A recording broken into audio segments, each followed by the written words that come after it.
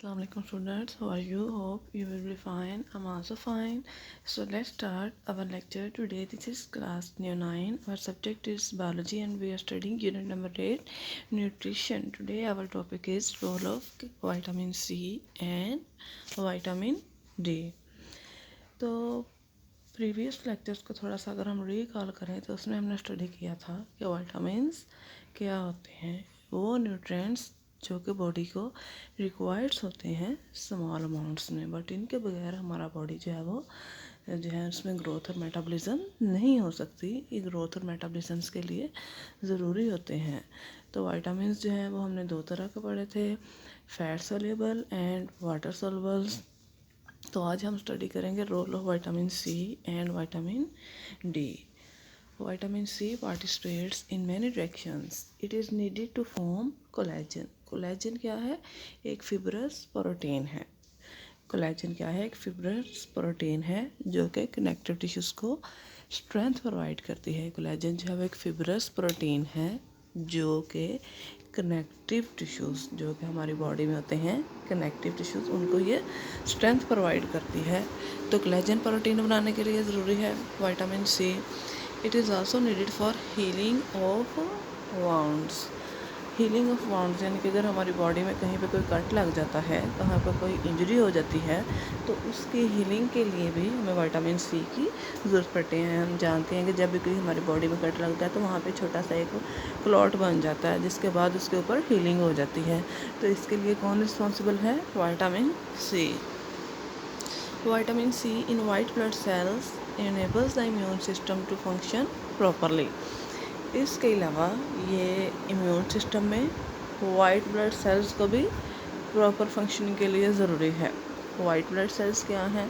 हमारे ब्लड का एक कंपोनेंट है। हम जानते हैं हमारे ब्लड में रेड सेल्स भी होते हैं, वाइट सेल्स भी होते हैं, प्लेटलेट्स होते हैं, एरिथ्रोसाइट्स होते हैं। तो जो वाइट सेल्स भी उनमें से एक कंपोनेंट है जो कि इम्यून सिस्टम में बहुत इम्पोर्टेंट है। इम्यून सिस्टम क्या है? हमारी बॉडी में एक डिफेंसिव सिस्टम है। जब भी कोई बाहर से कोई पैथोजन हमारी बॉडी पे अटैक करता है तो हमारे जिस्म में पूरे का पूरा एक मदाफ़ती निज़ाम मौजूद है जो कि इसके ख़िलाफ़ कार्रवाई करके हमारे जिस्म को जो है उसकी शिद्दत और बीमारियों से बचाता है। तो उस सिस्टम को हम कहते हैं इम्यून सिस्टम। तो इम्यून सिस्टम में वाइट सेल्स की प्रॉपर फंक्शनिंग के लिए कौन सा विटामिन ज़रूरी है? Vitamin C. तो एमसीक्यूज़ के पॉइंट ऑफ व्यू से भी अगर आपसे इस तरह स्टेटमेंट्स बना के पूछा जाए तो आपने बताना है vitamin C. We get vitamin C from citrus fruits। अब विटामिन के सोर्सेज क्या हैं? Citrus fruits. यस, आप लेमन में से भी विटामिन सी हासिल कर सकते हैं, आप ऑरेंज में से भी कर सकते हैं, आप ग्रेप फ्रूट में से भी कर सकते हैं। तो जितना भी ये सिट्रस फ्रूट की वैरायटी है इसमें से विटामिन सी जो है वो कसरत से पाया जाता है। Oranges, lemons and grep fruit ये सिट्रस फ्रूट की वैरायटी है। लीफी ग्रीन वेजिटेबल्स, सब्ज़ पत्तों वाली जो सब्ज़ियाँ होती हैं उनमें से बीफ लिवर, जो बीफ का लिवर है उसमें से भी विटामिन सी कसरत से पाया जाता है। अभी हमने स्टडी किया है कि विटामिन सी जो है उसका क्या रोल है हमारी बॉडी में और उसके कौन कौन से सोर्सेज हैं। अब हम देखेंगे कि इसकी डेफिशिएंसी से हमारा बॉडी किन किन एबनॉर्मलिटीज़ का शिकार हो सकता है। Deficiency of vitamin C causes connective tissues changes throughout the body। अभी हमने पढ़ा था कि जो विटामिन सी है वो कनेक्टिव टिश्यूज़ को में एक प्रोटीन होती है कोलेजन। कौन सी प्रोटीन है? कोलेजन। तो आपने ये भी याद रखना है कि कनेक्टिव टिश्यूज़ को जो स्ट्रेंथ प्रोवाइड करने वाली प्रोटीन कौन सी है? कोलेजन। तो ये उसमें उसकी प्रॉपर फंक्शनिंग के लिए ज़रूरी होता है। तो अगर विटामिन सी की डेफिशिएंसी होगी तो साथ ही पूरी की पूरी बॉडी में जो कनेक्टिव टिश्यूज़ है उसमें भी चेंजेस आ जाएंगे। The disease known as scurvy result from lack of vitamin C. अगर आपसे पूछा जाए कि जो स्कर्वी डिजीज़ है वो कौन से विटामिन की डेफिशिएंसी होती है तो आपने बताना है due to deficiency of vitamin C. MCQs में भी आपसे पूछा जा सकता है, शॉर्ट क्वेश्चन में भी आपसे पूछा जा सकता है कि what is the cause of disease scurvy. तो आपने बताना है it is due to deficiency of vitamin C. अब इसमें क्या होता है? In this condition synthesized collagen is unstable. इसमें कोलेजन बनती तो है लेकिन वो स्टेबल फॉर्म में नहीं होती कि वो प्रॉपर फंक्शन कर सके, बल्कि वो क्या होती है, अनस्टेबल फॉर्म में रहती है। तो स्कर्वी डिजीज़ की ये सिम्टम आपने याद रखनी है कि इसमें जो कोलेजन प्रोटीन है जो कि कनेक्टिव टिश्यूज़ को स्ट्रेंथ प्रोवाइड करती है, ये अनस्टेबल फॉर्म में रहती है, ये स्टेबल नहीं होती। इसके अलावा इसकी जो सिम्टम्स हैं वो है muscle and joint pain, muscles में और जॉइंट में जो है वो दर्द होता है, स्वोलन एंड ब्लीडिंग गम्स, जो गम्स हैं हमारे या मसूड़े हैं उनमें से ब्लड भी आता है और वो फूल जाते हैं। अक्सर हमारे जो मसूड़े होते हैं वो फूल जाते हैं और उनमें से ब्लड भी आता है, तो ये स्कर्वी डिजीज़ की वजह से भी हो सकता है। Slow wounds healing and dry skin, जो ज़ख़म हैं उनकी आहिस्ता आहिस्ता से हीलिंग होती है, क्योंकि कैल्शियम सी क्लोटिंग के लिए भी रिस्पॉन्सिबल है। तो अगर इसकी डेफिशिएंसी होगी तो जो वाउंड्स होंगे, कट लग जाएगा कहीं बॉडी पे या ब्रूसेस होंगे, तो उनकी आहिस्ता आहिस्ता जो है वो हीलिंग होगी और जो स्किन है वो बहुत ज़्यादा ड्राई होगी। तो ये विटामिन सी की डेफिशिएंसी से इसमें स्कर्वी डिजीज़ हो सकती है, कनेक्टिव टिश्यू में पूरी बॉडी में चेंजेस आ सकती हैं, वाउंड्स जो है उनकी स्लो हीलिंग हो सकती है और जो स्किन है वो ड्राई हो जाएगी। Now we will see role of vitamin D. The best known function of vitamin D is to regulate blood levels of calcium and phosphorus। तो इसका जो सबसे इम्पोर्टेंट फंक्शन है वो ये है कि कैल्शियम और फॉस्फोरस के ब्लड लेवल्स को रेगुलेट करता है। विटामिन डी का जो मोस्ट इम्पोर्टेंट फंक्शन है वो आपने याद रखना है। अगर आपसे पूछा जाए what is the most important function of vitamin D, तो आपने बताना है ये कैल्शियम और फॉस्फोरस के ब्लड लेवल्स को रेगुलेट करता है। Vitamin D increases the absorption of these minerals from intestine।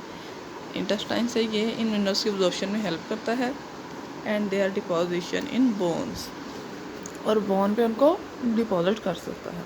यानी कि ये कैल्शियम और फॉस्फोरस को विटामिन डी इंटेस्टाइन से एब्जॉर्ब करता है और उनको बोन्स पे डिपॉजिट कर देता है।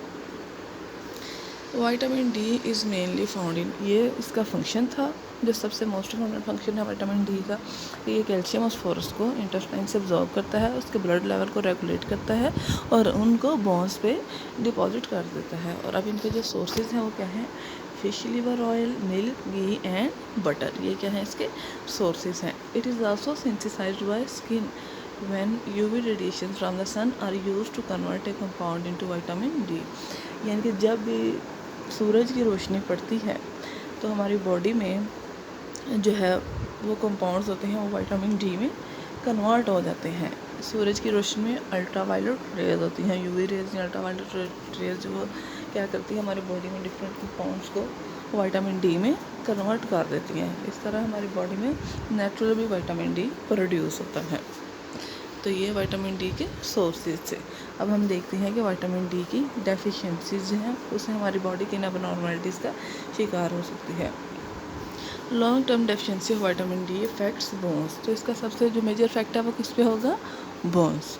अगर एमसीक्यूज़ में आपसे पूछा जाए कि विटामिन डी की डेफिशिएंसी का इफेक्ट किस पे होगा तो आपने बताना है बोन्स पे।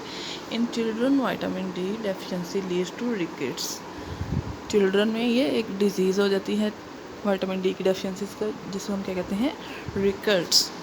A condition in which bones weaken, इसमें हड्डियाँ कमज़ोर हो जाती हैं, एंड बो अंडर प्रेशर, इसमें हड्डियाँ इतनी कमज़ोर हो जाती हैं कि जब बच्चा चलता है तो उसका अपना ही वज़न बढ़ने से वो बैंड हो जाती हैं। तो इस कंडीशन को हम कहते हैं रिकेट्स। एंड अडल्ट्स में vitamin D deficiencies causes osteomalacia.